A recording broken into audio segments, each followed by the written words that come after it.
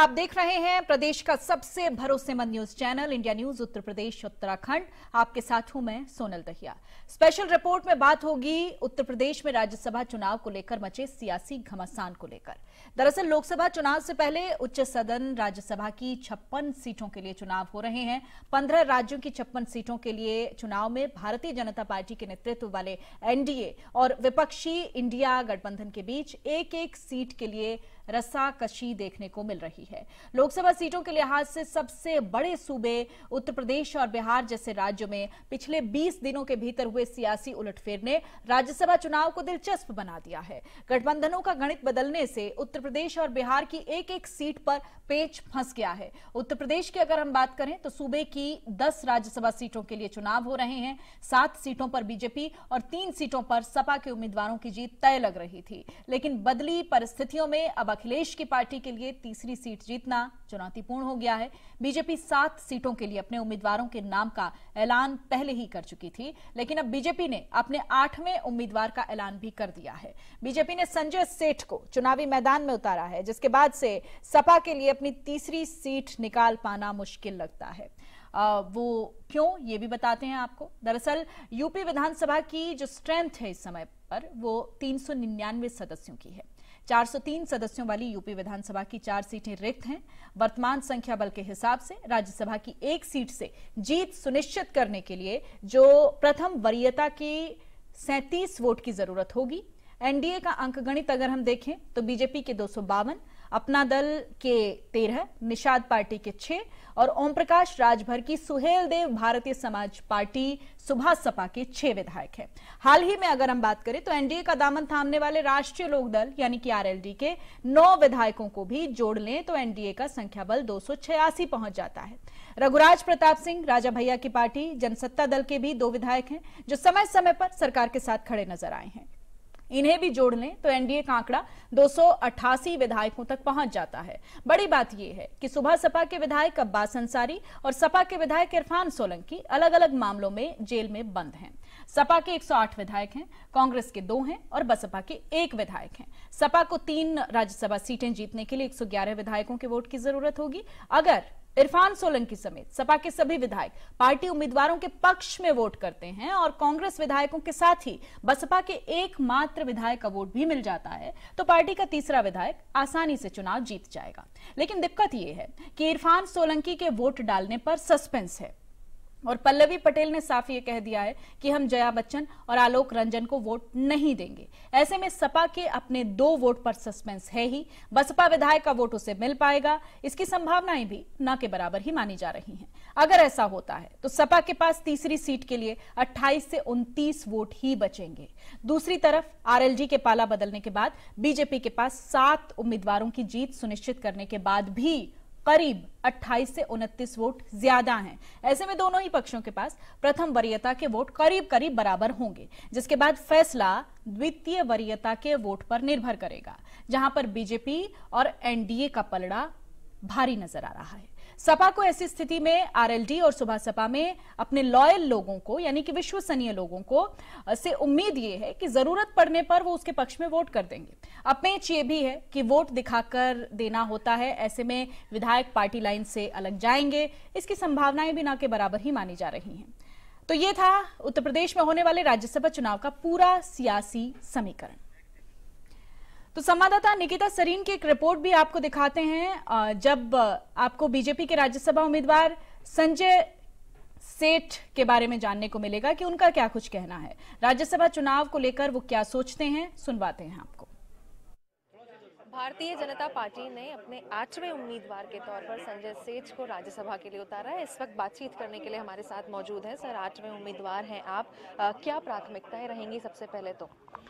देखिए, जिस तरीके से आज देश बढ़ रहा है, जिस तरह से माननीय प्रधानमंत्री जी के द्वारा देश के लिए कार्य किए जा रहे हैं, गरीबों को आगे बढ़ाया जा रहा है, गरीबों के लिए कार्य किए जा रहे हैं और देश का नाम विश्व में ऊंचा किया जा रहा है, तथा जिस तरीके से उत्तर प्रदेश के अंदर माननीय मुख्यमंत्री जी के द्वारा कार्य किए जा रहे हैं, उत्तर प्रदेश को संवारा जा रहा है, तो उसको देखते हुए सारे लोगों का हमारी तरफ एक आकर्षण बना हुआ है। सब उस जीत सब हमारे साथ में जुड़ के इस देश के विकास में आगे आना चाहते हैं। लंबे समय से आप समाजवादी पार्टी के साथ जुड़े हैं, तो अभी भी क्या आपके उसमें लोग हैं, आपके बातचीत में लोग हैं वहाँ के? मेरे व्यक्तिगत संबंध सारी पार्टियों के लोगों से हैं, तो और मैं लखनऊ का रहने वाला हूँ। मेरे यहाँ पे सारे लोगों के साथ में बहुत व्यक्तिगत अच्छे संबंध हैं। उसके लिए राजनीति करने की कोई ज़रूरत नहीं होती है। ना ही व्यक्तिगत संबंधों को राजनीति में तब्दील करेंगे? हम कभी भी आज तक नहीं किए हैं। हम व्यक्तिगत संबंधों को व्यक्तिगत ही रखते हैं। जीत को लेकर सुनिश्चित है? पूरी तरह से आश्वस्त। बहुत शुक्रिया हमसे बात करने के लिए। तो फिलहाल ये थे संजय सेठ, जिन्हें सुन रहे थे, और भारतीय जनता पार्टी ने उन्हें 8वें उम्मीदवार के रूप में राज्यसभा के लिए उतारा है। लखनऊ से वीडियो जर्नलिस्ट अर्शद के साथ मैंने कहता सरीन, इंडिया न्यूज। तो बीजेपी उम्मीदवार संजय सेठ को आपने सुना। अब यूपी बीजेपी अध्यक्ष भूपेंद्र चौधरी का क्या कुछ कहना है, वो भी सुन बात है।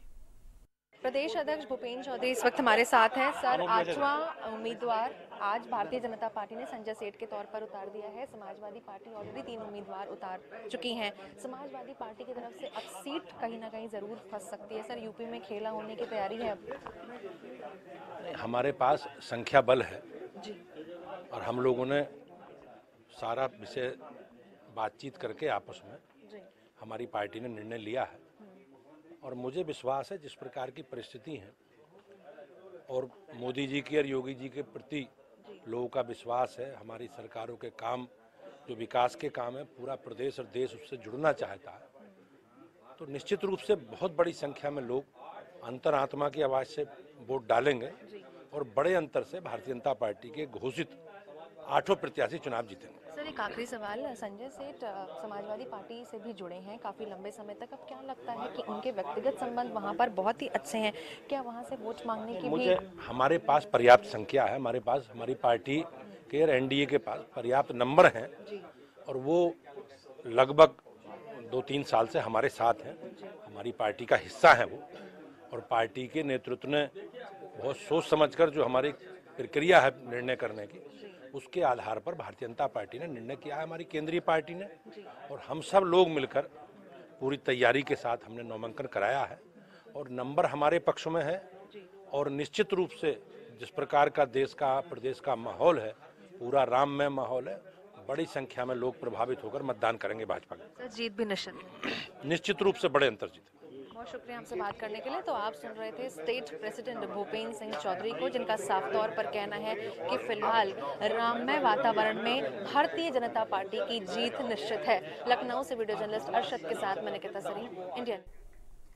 वहीं उत्तर प्रदेश बीजेपी अध्यक्ष भूपेंद्र चौधरी ने राज्यसभा की 8 सीटों पर जीत का दावा किया है। अब ऐसे में बीजेपी की सहयोगी निषाद पार्टी के अध्यक्ष संजय निषाद और कैबिनेट मंत्री दयाशंकर ने क्या कुछ कहा है चुनाव को लेकर, वो भी सुनवाते हैं। इस वक्त संजय निषाद और साथ ही दयाशंकर जी मौजूद हैं, बात करेंगे क्योंकि भारतीय जनता पार्टी ने आज अपना 8वां कैंडिडेट उतार दिया है राज्यसभा के लिए। सर, अब क्या लगता है, समाजवादी पार्टी ऑलरेडी 3 कैंडिडेट उतार चुकी है, आज 8वें कैंडिडेट के तौर पर संजय सेठ? देखिए, समाजवादी पार्टी ने गलत किया है, उनको 2 ही कैंडिडेट खड़ा करना चाहिए था, वो 3 कैंडिडेट खड़ा कर दिए हैं। उनके 2 प्रमुख सहयोगी आज उनके साथ नहीं हैं। ओम प्रकाश राजभर उनके साथ चुनाव लड़े थे, उनके साथ नहीं हैं।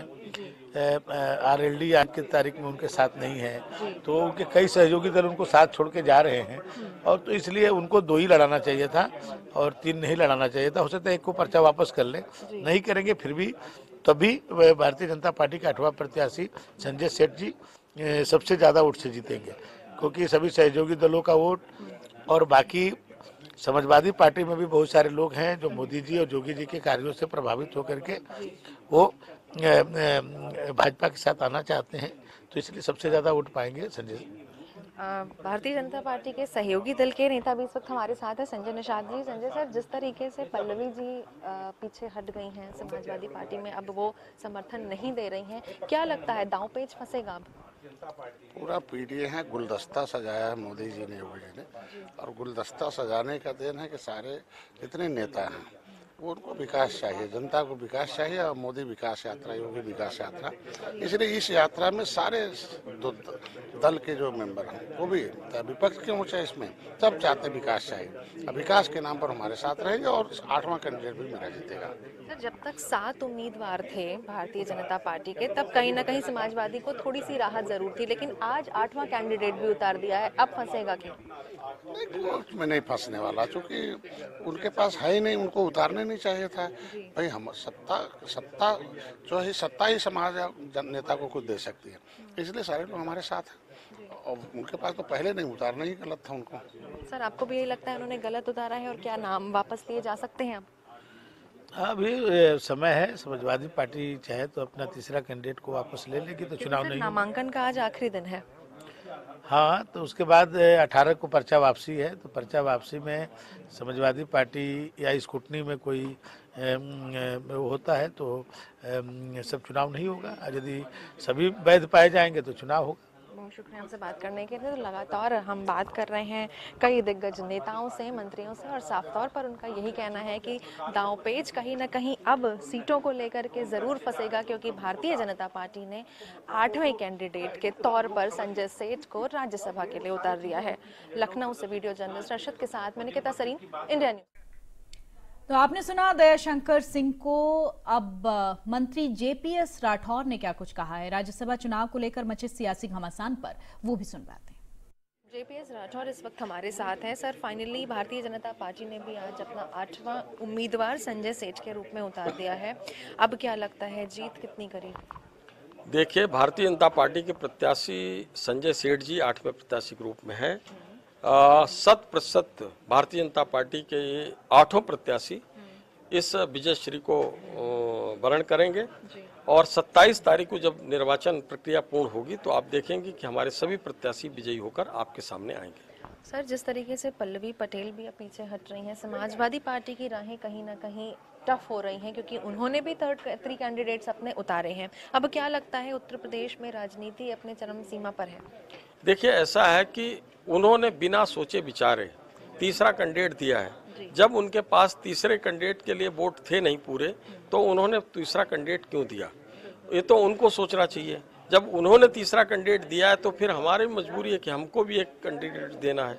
तो जब हमारे पास जितना 7 कैंडिडेट के अलावा भी वोट बच रहे हैं, तो ऐसी स्थिति में भारतीय जनता पार्टी ने एक प्रत्याशी संजय सेठ के रूप में दिया है और मुझको लगता है कि हमारे 8 प्रत्याशी अच्छे वोट के साथ जीतने का काम करेंगे। बहुत शुक्रिया हमसे बात करने के लिए। तो आप सुन रहे थे जेपीएस राठौर को। लखनऊ से वीडियो जर्नलिस्ट अर्शद के साथ मैं निकिता सरीन, इंडिया न्यूज के लिए। और इस वक्त हमारे साथ 2 मेहमान जुड़ चुके हैं। दिवाकर मिश्रा हैं, राजनीतिक विश्लेषक, और साथ ही धर्मेंद्र पांडे हैं, वरिष्ठ पत्रकार। आप दोनों का इंडिया न्यूज उत्तर प्रदेश उत्तराखंड पर बहुत बहुत स्वागत है।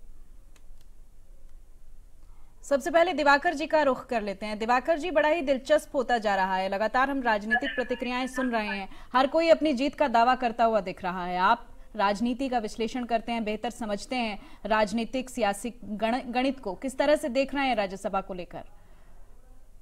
जी बिल्कुल, मैं आपको ये बताना चाहूंगा कि देखिए 2024 जो है ये चुनावी वर्ष है। लोकसभा के भी चुनाव इसी वर्ष होने हैं और उसको लेकर सारी गुड़ागणित इस समय चल रही है। लेकिन चूंकि सामने अभी राज्यसभा का चुनाव है, तो उत्तर प्रदेश जो कि लोकसभा के सीटों के दृष्टि से भी सबसे बड़ा राज्य है, 80 सीटें हैं यहाँ पर, और सारी गुड़ागणित इसी के लिए है कि मैक्सिमम किस तरह से 80 सीटों को जीता जाए। बीजेपी ने मिशन 80 रखा हुआ है और जिसके लिए वो लगातार प्रयासरत है। जैसा आपने अभी पिछले दिनों देखा कि जयंत चौधरी किस तरह से पाला बदल करके एनडीए में शामिल हुए और उन्होंने जो है खुले रूप से ऐलान भी किया कि हम एनडीए के साथ हैं और एनडीए के साथ मिलकर के लड़ेंगे। और उसमें वो चीजें उनकी जो भी उनकी डिमांड रही हो पर्दे के पीछे वो पूरी हुई होगी। और सबसे सामने ये दिखा कि उनके दादाजी को वो क्या नाम है भारत रत्न दिया गया। तो ये सब के उनको भारत रत्न उनके दादाजी चौधरी चरण सिंह को दिया गया। तो वो सब देखते हुए उन्होंने एनडीए में शामिल होने का फैसला किया।